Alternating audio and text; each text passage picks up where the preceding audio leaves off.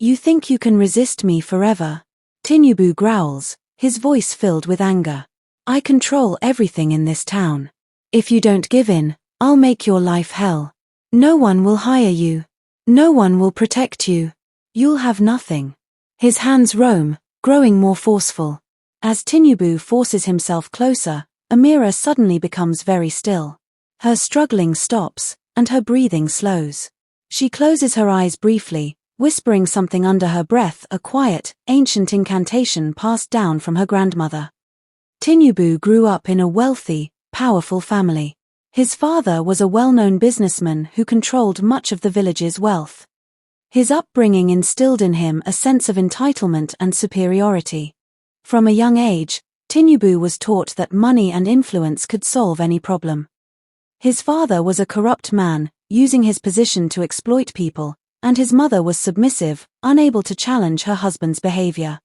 Tinubu learned early on that he could do as he pleased without facing consequences, especially when it came to women, who were viewed as possessions in his household. Tinubu believes that he deserves everything he desires, including power over others. For Tinubu, relationships with women aren't about love, they're about control. He takes pleasure in having power over others and has a long history of exploiting vulnerable women. Despite his arrogance, Tinubu is deeply afraid of losing his influence. He despises the idea of being seen as weak or being controlled. Tinubu built a reputation as a generous, benevolent leader, often donating money to schools, churches, and hospitals. This public image is a facade that hides his predatory behavior. He uses his wealth and power to intimidate or silence anyone who might speak out against him. In the community, Tinubu is both feared and respected. His connections make him untouchable, and many people are afraid to cross him.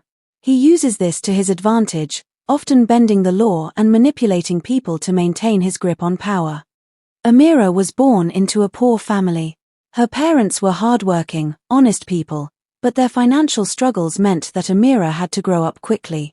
Despite their circumstances, her parents instilled in her strong values, integrity, resilience.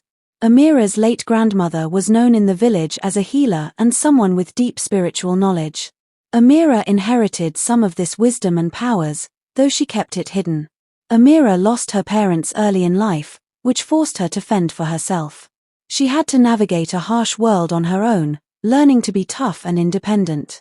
This experience made her resourceful and resilient, able to stand up to threats that others would succumb to.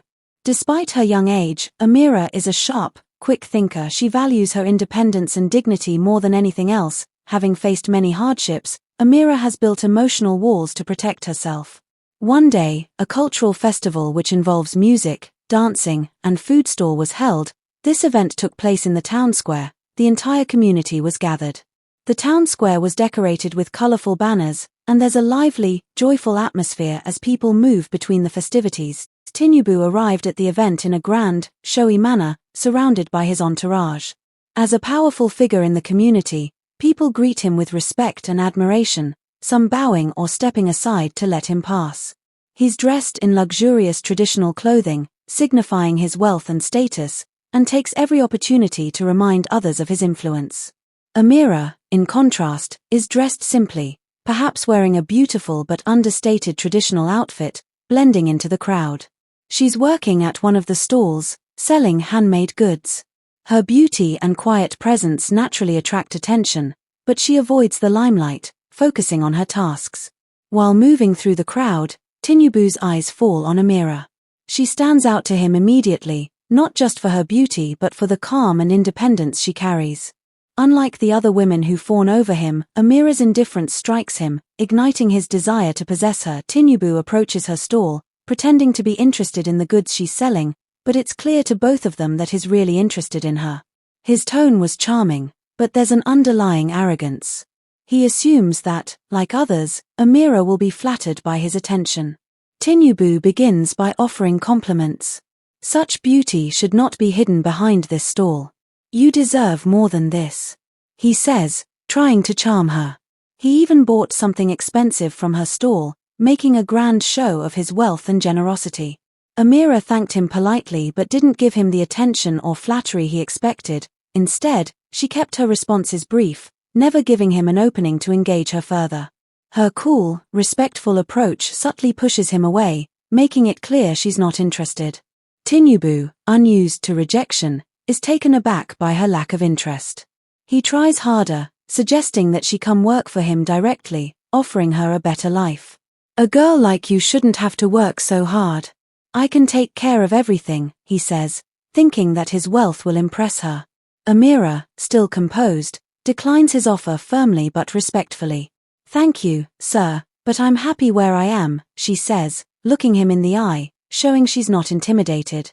Her refusal, despite her lower status, stings Tinubu's pride. The interaction draws the attention of those nearby. Tinubu is used to being admired and feared, so this moment, where a young girl publicly refuses his offer, becomes a subtle humiliation for him. People begin to whisper, wondering who this girl is to reject someone so powerful. Amira doesn't shy away from the attention. Her quiet strength becomes clear to everyone watching. She's not like the other women who eagerly seek Tinubu's favor. This only makes him more determined to win her over. Tinubu's bruised ego turns his interest into obsession. He tells himself that Amira doesn't understand the privilege of his attention, and he resolves to pursue her more aggressively. What starts as mere curiosity soon becomes a fixation. His power looms over her. As he leaves the event, Tinubu watches Amira from a distance, plotting how he can make her his. In his mind, she's now a prize he must claim. His influence and power make him feel entitled to her, and is willing to use both to bend her to his will.